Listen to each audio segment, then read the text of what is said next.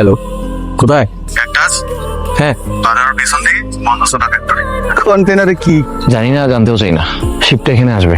বড় কন্টেনার করি এই পথত মালানো যেত না, লোকাল কেউ সহযোগিতা লাগিব।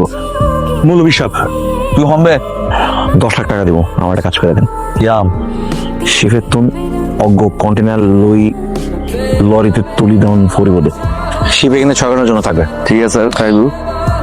আমি শিপে যাব, কন্টেনার নিব, লরি রেডি থাকবে, লরি যে কন্টেনার তুলবো, চলে যাব।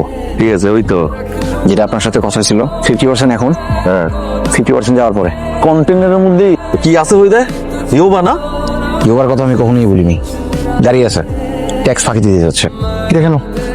মৌলবীকে আর এক ফোটাও বিশ্বাস নয়। কেউ তো নাই, কন্টেনার ট্রাকটাও তো নাই।